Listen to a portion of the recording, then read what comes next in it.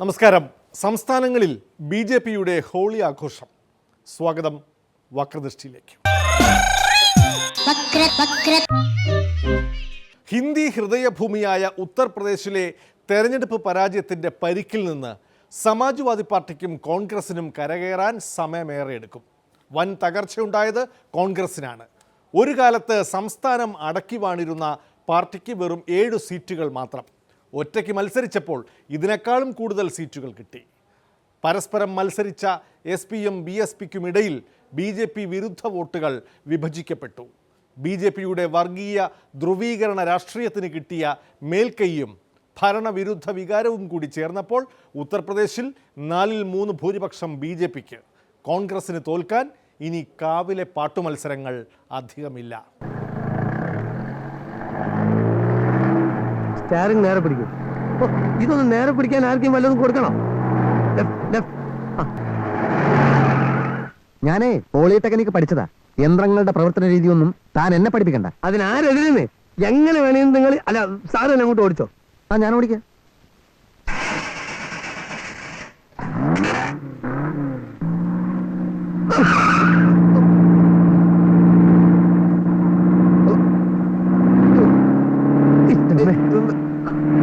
എന്താ മനുഷ്യനെ കൊല്ലാൻ കൊണ്ടുപോവാ? ബ്രേക്ക് ഔട്ട് ചെയ്ത് ബ്രേക്ക് എവിടെ? ബ്രേക്ക് എവിടെ? ബ്രേക്കിന്റെ ഞാൻ ഔട്ടിക്കോളാം. എവിടത്തേക്കാണ് നിങ്ങൾ? ഇതെങ്ങനെ മിസ്ത്രി ഉണ്ടായത്? ഞാൻ ഈ പോളിടെക്നിക്കിലൊന്നും പഠിച്ചിട്ടില്ലല്ലോ. അതുകൊണ്ട് ഈ യന്ത്രത്തിന്റെ പ്രവർത്തനം എനിക്ക് ഇഷ്ടമല്ല. അങ്ങനെ സംഭവിച്ചാ विकास के मुद्दे पर देश का गरीब से गरीब व्यक्ति भी मतदान के लिए आगे आना एक नए हिंदुस्तान के दर्शन हो रहे हैं मुझे.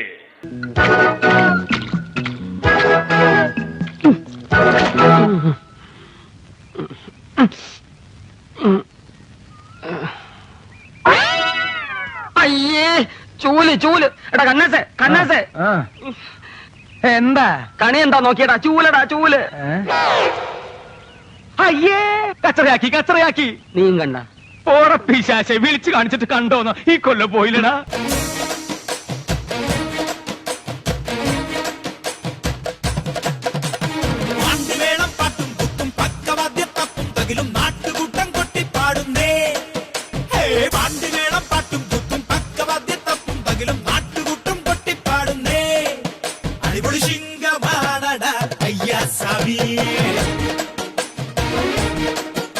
വസു, ദേ തോറ്റ് തുന്നമാടി വന്നിരിക്കുന്നു നിന്റെ മോൻ.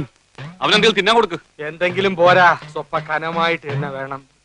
എന്നാ അമ്മിക്കലത്ത് ഒഴുകിക്കോ. അതും മതിയാവൂന്ന് തോന്നുന്നില്ല. പൊരിഞ്ഞ പോരാട്ടമല്ലായിരുന്നു. എന്നിട്ടാണോ തോറ്റത്? അവസാന ശ്വാസം വരെ പോരാടി തോക്കുന്ന ജയിച്ചേന് തുല്യമാണ് അമ്മേ. അരശിമുട്ട് കുടുംബ തൈപ്പറമ്പുകാരോടാണ് തോറ്റത്.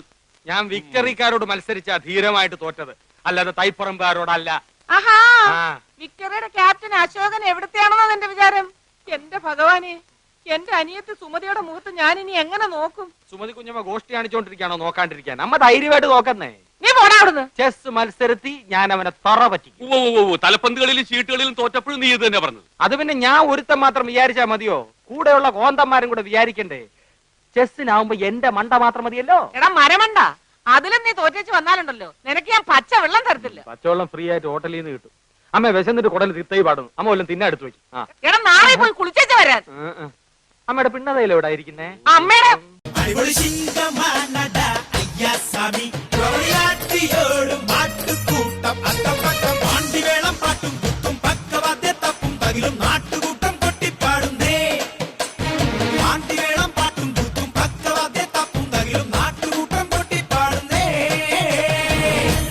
ഞാൻ പണ്ട് കടവും കടത്തിണ്ടയുമായിട്ട് കരയിൽ കറങ്ങി നടന്ന പഴയ കമലാസനല്ല. സ്വന്തം കാശ് കണ്ട് സ്വന്തം കണ്ണ് തന്നെ തള്ളിപ്പോയ പുതിയ കമലാസനൻ, അൽ കമലാസനൻ. വേണ്ട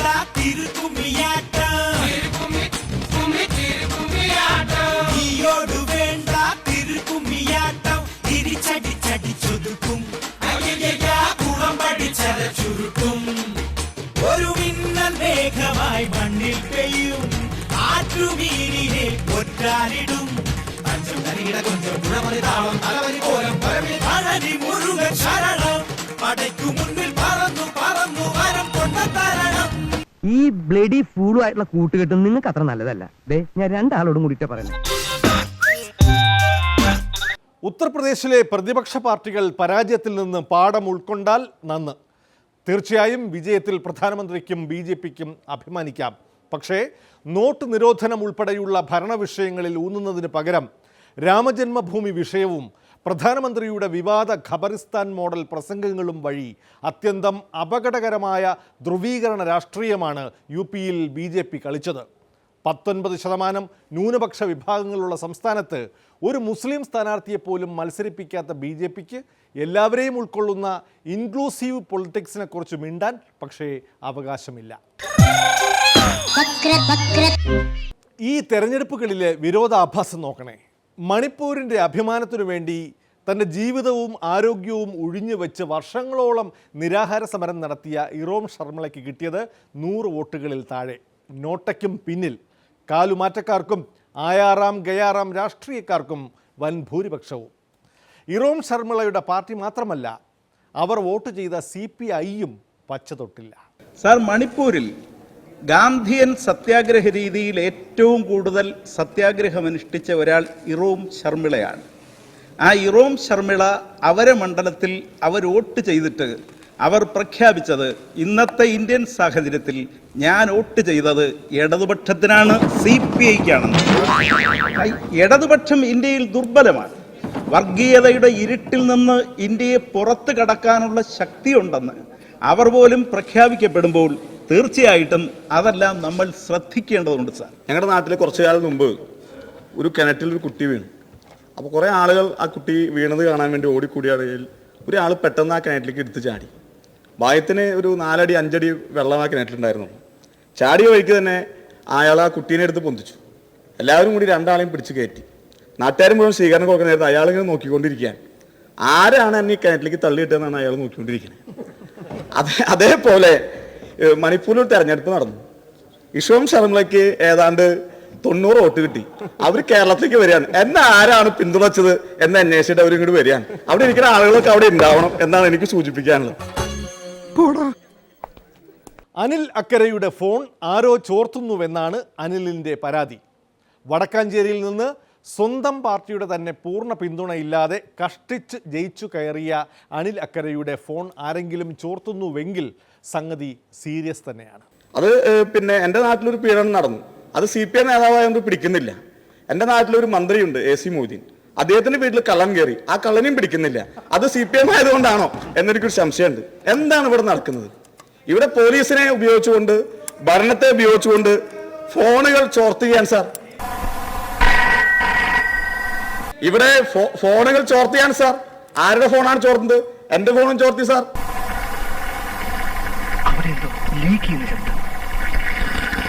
എന്റെ ഫോൺ മാത്രമല്ല സാർ, ഈ നിയമസഭയിലെ മുതിർന്ന അംഗങ്ങളുടെ വരെ ഫോൺ ചോർത്തിയാണ് സാർ. കോട്ടയം ജില്ലയിൽ വ്യാപകമായി ഫോണുകൾ ചോർത്തിയാണ് സാർ. മുഖ്യമന്ത്രിയുടെ വരെ ഫോൺ ചോർത്തിയാണ് സാർ. 27 CPM നേതാക്കന്മാരുടെ ഫോൺ ചോർത്തിയാണ്. ഇവിടെ ഇരിക്കുന്ന MLA-മാരുടെ വരെ ഫോണുകൾ ചേർത്തിയാണ് സാർ. മര്യാദയ്ക്ക് നിങ്ങൾ ഓഫ് ചെയ്യണം. എന്തോ BSNL പരാതിയുണ്ട്. ഒരു അന്വേഷണം നടക്കുന്നില്ല സാർ. ഇവിടെ എന്താണ് നടക്കുന്നത്? നിങ്ങളിപ്പോ പ്രവർത്തിപ്പിച്ചുകൊണ്ടിരിക്കുന്ന ആ ഉപകരണം കുട്ടികൾക്ക് മാത്രമല്ല, CPM നേതാക്കന്മാരുടെ ഫോണിന് പോലും സുരക്ഷിതമില്ലാത്ത ഒരു കാലഘട്ടത്തിലൂടെ കടന്നുപോവുകയാണ്.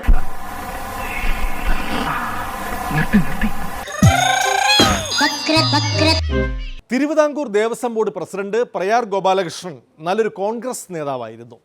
ദേവസ്വം പ്രസിഡന്റ് ആയതോടെ ഭഗവാൻ അയ്യപ്പൻ്റെ രക്ഷകർത്തൃത്വം മാത്രമല്ല, ഹിന്ദു മതത്തിൻ്റെ സംരക്ഷണം തന്നെ പ്രയാർ ഏറ്റെടുത്തിരിക്കുകയാണ്. മതപഠനത്തിനുള്ള പാഠശാലകൾ സ്ഥാപിക്കാനുള്ള പദ്ധതിയിലാണ് ദേവസ്വം ബോർഡ്. പ്രയാർ തൻ്റെ ആധ്യാത്മിക യാത്ര തുടരുകയാണ്.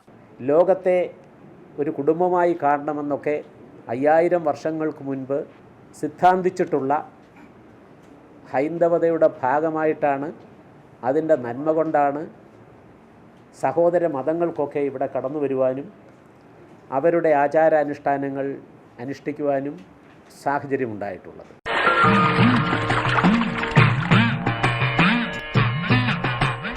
മച്ചകത്തമ്മയെ കാൽ തൊട്ടു വന്ദിച്ചു മകനെ തുടങ്ങു നിൻ യാത്ര. അദ്വൈത വേദാന്ത ചിന്തതൻ വഴിയിലൂടെ ആഭ്യന്തമില്ലാത്ത യാത്ര. ഹിന്ദു കൂടി മതം പഠിക്കണമെന്നോ ആചാരാനുഷ്ഠാനങ്ങൾ അനുഷ്ഠിക്കണമെന്നോ ഉള്ള ഒരു ദൗത്യമാണ് ഈ മതപാഠശാലയിലൂടെ തിരുവിതാംകൂർ ദേവസ്വം ബോർഡ് ആഗ്രഹിക്കുന്നത്. അതിനാൽ മതപാഠശാലയുടെ പേര് ഹിന്ദുമത വേദാന്ത സംസ്കൃത പാഠശാല എന്നാക്കിയിട്ടുണ്ട്. അദ്വൈത വേദാന്ത ചിന്തതൻ വഴിയിലൂടെ ആഭ്യന്തമില്ലാത്ത യാത്ര, ഒരറിവില്ല പൈതലിൻ യാത്ര. പ്രയാർ ഗോപാലകൃഷ്ണൻ മിൽമയുടെ ചെയർമാനായിരുന്നു കുറേ കാലം. പ്രയാർ മിൽമ അടക്കി ഭരിച്ചത് ഒരു പ്രത്യേക രീതിയിലായിരുന്നു. സംഘങ്ങളിൽ ശുദ്ധമായ പാലളക്കുന്നവർക്ക് മാത്രമേ ഭരണസമിതിയിൽ മത്സരിക്കാൻ ഒക്കൂ. സമാനമായ രീതിയാണ് പ്രയാർ ക്ഷേത്രങ്ങളിലും നടപ്പാക്കാൻ പോകുന്നത്. 1250 ക്ഷേത്രങ്ങളിലും മതപാഠശാല തുടങ്ങുവാനും അതിന് നിർബന്ധിതമായ പഠന വിഷയങ്ങൾ ചേർന്ന പീഠികയും ആ ക്ഷേത്രങ്ങളുമായി ബന്ധപ്പെട്ട് അതാത് ക്ഷേത്ര ഉപദേശ സമിതിയുടെ ഭരണസമിതിയിൽ അംഗമാകണമെങ്കിൽ അവരുടെ വീട്ടിലെ കൊച്ചുമക്കളോ അല്ലെങ്കിൽ മക്കളോ മതപാഠശാലയിൽ പോകുന്നവരാകണം എന്നൊരു നിബന്ധന കൂടി ഇപ്പോൾ ഞങ്ങൾ ഇതിൽ ഉൾപ്പെടുത്തിയിട്ടുണ്ട്. ഇവിടെ ആരില്ലേ? ഇവിടെ ഒരുത്തി പന പോലെ നിൽക്കുന്നത് താൻ കാണുന്നില്ലടോ. നമസ്കാരം. അരുൺ ഇവിടെയല്ലേ താമസിക്കുന്നത്? ഞാൻ അവന്റെ അമ്മയാ. അരുൺ ഇതുവരെ സ്കൂളിൽ എത്തിയിട്ടില്ല.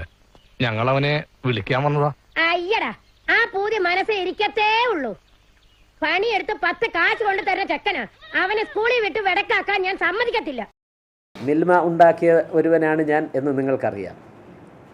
മിൽമയുടെ നിയന്ത്രണത്തിലുള്ള സംഘങ്ങളിൽ പാലൊഴിക്കുന്നവർക്ക് മാത്രമേ അതിൻ്റെ ഭരണസമിതിയിൽ വരാൻ കഴിയൂ എന്ന ഏക നിബന്ധനയാണ് ഇന്നും കേരളത്തിൽ മിൽമ നിലനിൽക്കുന്നത്. ആ അനുഭവം പാഠമായി കണ്ടുകൊണ്ട് പരമാവധി കുട്ടികളെ വേദ, ഉപനിഷത്ത്, പ്രാർത്ഥന, പുരാണങ്ങൾ ഇവയെപ്പറ്റിയുള്ള ഒരു അവബോധം ഉണ്ടാക്കുന്നതിനുള്ള ശ്രമം ഇതിൻ്റെ പിന്നിലുണ്ട്. മതപഠനത്തിന് വമ്പിച്ച ഓഫറുകളും പ്രയാർ പ്രഖ്യാപിച്ചിട്ടുണ്ട്. ഭഗവത്ഗീത മനഃപ്പാഠമാക്കുന്നവർക്കാണ് പ്രത്യേക സൗജന്യങ്ങൾ. ഭഗവത്ഗീതയിലെ 18 അധ്യായങ്ങളിൽ 6 അധ്യായങ്ങൾ മനഃപ്പാഠം ചൊല്ലുന്ന കുട്ടികളുടെ തുടർ വിദ്യാഭ്യാസം, 10ാം ക്ലാസ്സിൽ പഠിക്കുന്ന കുട്ടികളുടെ തുടർ വിദ്യാഭ്യാസം അതാത് ക്ഷേത്ര ഉപദേശ സമിതികൾ വഹിക്കണമെന്നും വമ്പിച്ചാടായ വിൽപ്പനയും തോപ്പുചിപ്പ് കണ്ണാടി മുതൽ നിങ്ങളുടെ ഭവനത്തെ അലങ്കരിക്കുന്ന പ്രതിമകൾ വരെയുണ്ട്. 18 അധ്യായങ്ങളിൽ 12 അധ്യായങ്ങൾ കാണാതെ ചൊല്ലുന്ന കുട്ടികളുടെ +2 വരെ പഠിക്കുന്ന കുട്ടികളുടെ തുടർ വിദ്യാഭ്യാസം തിരുവിതാംകൂർ ദേവസ്വം ബോർഡ് ഏറ്റെടുക്കുന്നതിനെക്കുറിച്ച് ഞങ്ങൾ ചിന്തിച്ചു കൊണ്ടിരിക്കുന്നു. വമ്പിച്ചാടായ വിൽപ്പനയും കടന്നു വരൂ. ഇനി ഇടവേളയാണ്. ഉഴവൂരിൻ്റെ നിരീക്ഷണങ്ങൾ. കോൺഗ്രസുകാർക്ക് ഇല്ലാത്തൊരു സാധനമാണ് നട്ടല്. അത് സുധീരനുണ്ട് എന്ന് സുധീരൻ പറയുകയും ആ നട്ടലിന് പരിക്കേറ്റു, എവിടെയോ ഒരു കേബിളിൽ തട്ടിയാണെന്നാണ് പറയുന്നത്.